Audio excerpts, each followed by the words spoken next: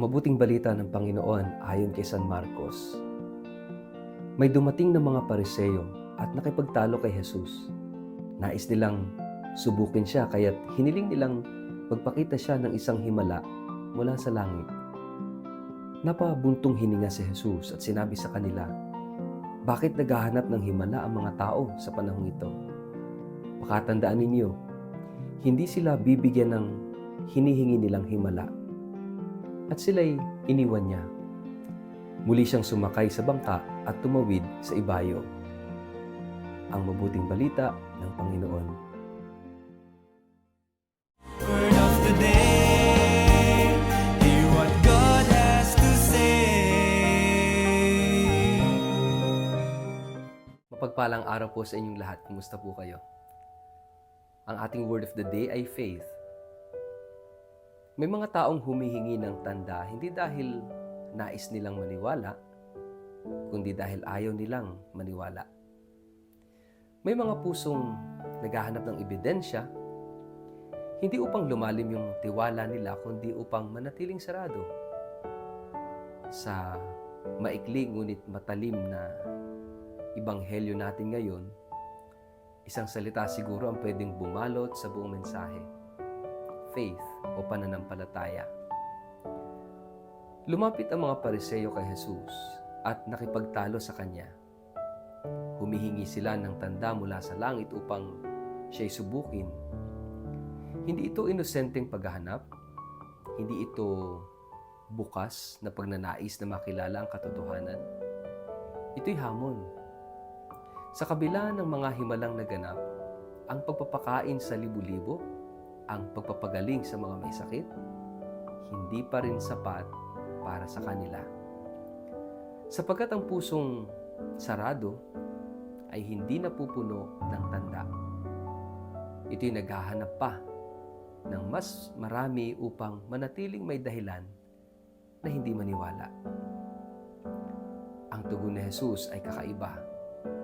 Hindi siya nagpakitang gilas. Hindi siya nagbigay ng panibagong himala upang patahimikin yung kanilang mga pagdududa. Sa halip, bumuntong hininga siya at nagsabing, "Bakit naghahanap ng tanda ang lahing ito? Katotohanang sinasabi ko sa inyo, walang tandang ibibigay sa lahing ito." At iniwan niya sila. Ang buntong hininga ni Jesus ay puno ng kahulugan. Ito'y hindi galit, ito'y lungkot. Lungkot sa pusong ayaw magbukas. Lungkot sa relasyong ayaw magtiwala. Sapagkat ang pananampalataya ay hindi produkto ng kaisipan lang, mga speculations. Ito'y tugon ng pusong handang maniwala. Sa isang mas malalim na pagtingin, ang ebanghelyong ito ay tila ba salamin ng ating panahon. Ilang beses na ba tayong nagsabi, kung may malinaw lang na tanda, maniniwala ako? Ilang beses na ba nating inangkin na kulang pa ang patunay ng Diyos sa ating buhay? Ngunit sa likod ng mga salitang ito, maaaring may mas malalim na realidad.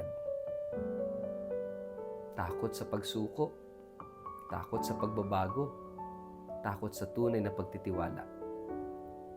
Ang pananampalataya ay hindi bulag na pagtanggap, ngunit ito ay higit pa sa paghahanap ng ebidensya. Ito ay pakikipag-ugnayan.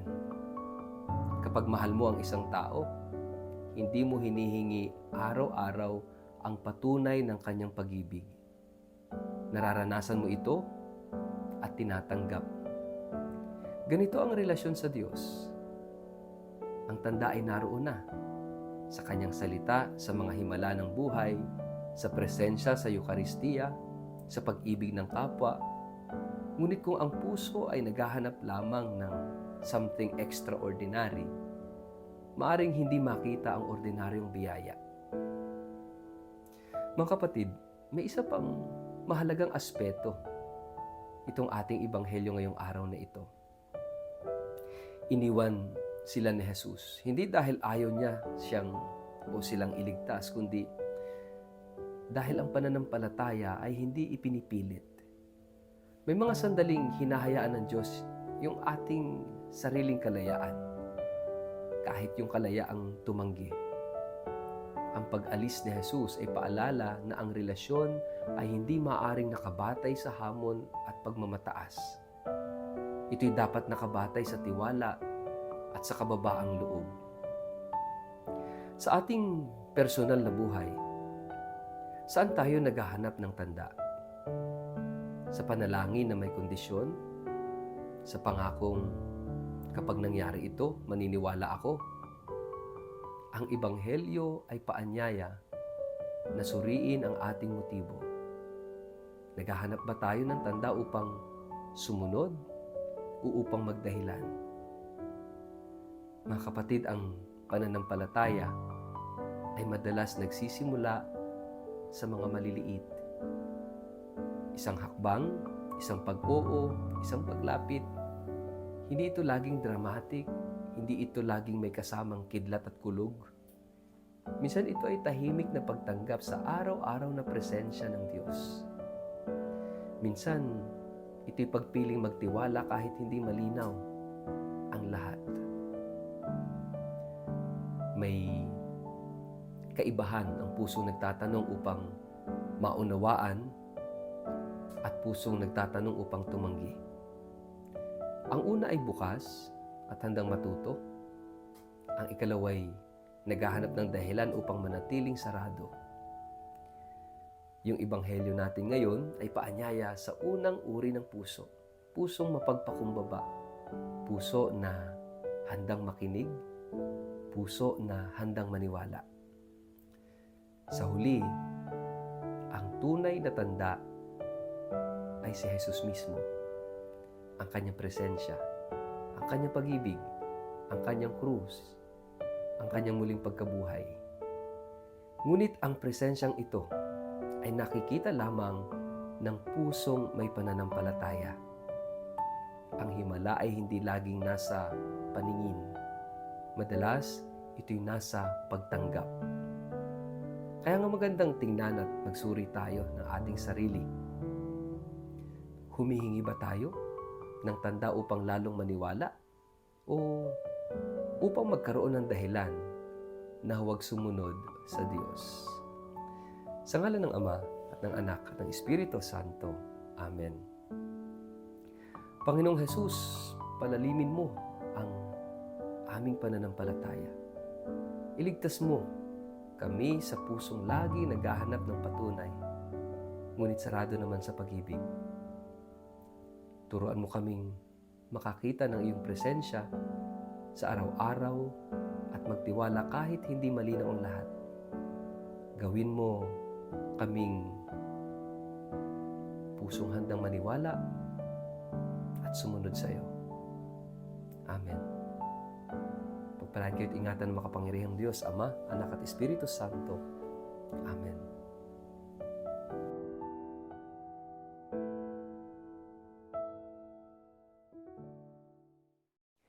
Isang paanyaya, isang paglalakbay ng pananampalataya, isang karanasang babago ng puso. Ngayong October 4 hanggang October 16, 2026, inaanyayahan namin kayo sa isang Holy Land Pilgrimage. Isang banal na paglalakbay sa Egypt, Israel, Palestine at Jordan. Samahan ninyo kami sa paglakad sa mismong lupang tinahak ni Jesus. Mula sa mga lugar ng kanyang kapanganakan, pangangaral, paghihirap, kamatayan, at muling pagkabuhay. Ito ay hindi lamang paglalakbay, kundi isang malalim na karanasan ng panalangin, pagninilay at espiritual na pagbabagong loob.